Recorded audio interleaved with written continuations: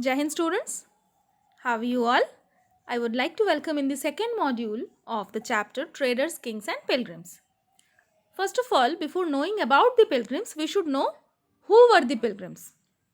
So pilgrims are generally the people, whether they are men or women, who undertake the journeys to the holy places in order to offer worship. And the best known pilgrims among them at that period of time were the Chinese Buddhist pilgrim Faxian, who came to the subcontinent about 1600 years ago, then Xuanzang, who came around 1400 years ago, and I Qing, who came about 50 years after Xuanzang. They came to visit places associated with the life of Buddha as well as famous monasteries. Each of these pilgrims left an account of their journey and they wrote of the dangers they encountered on their travels, which often took years of the countries and the monasteries that they visited and the books they carried back with them. There is one interesting story, actually, the account which Faxian had written while returning to China. When he began his journey back to his home from Bengal, he boarded a ship belonging to some merchants, and he found, actually, just after 2 days after boarding, 2 days, he found they were caught in a storm, and the merchants began throwing their merchandise overboard so as to lighten the load and save the ship from sinking. Faxian threw away the meager personal belongings, but he clung to his books and the statue of Buddha that he collected. And finally, after 13 days, the storm was subsided. Xuanzang, whereas, took the land route back to the China, and he carried back with him the statue of Buddhas made of gold, silver and sandalwood, and over 600 manuscripts loaded on the back of 20 horses. We should know about, now we will talk about bhakti.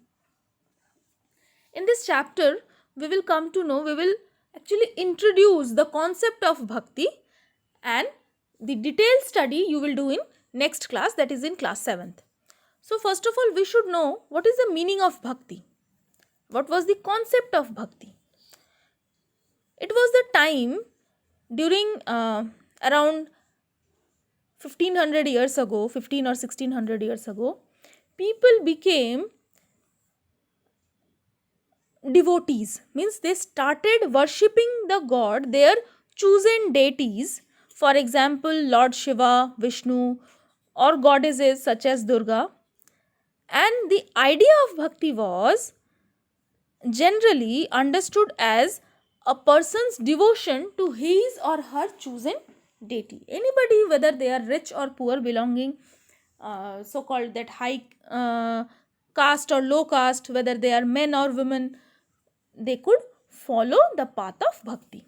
The idea of bhakti is also present in Bhagavad Gita, that the sacred book of Hindus, which is included in Mahabharata. And in this, Krishna, the god, asked Arjuna, his devotee and friend, to abandon all dharmas and take refuge in him, as only he can set Arjuna free from every evils. Now, if we talk about Christianity, about 2000 years ago, Christianity emerged in West Asia.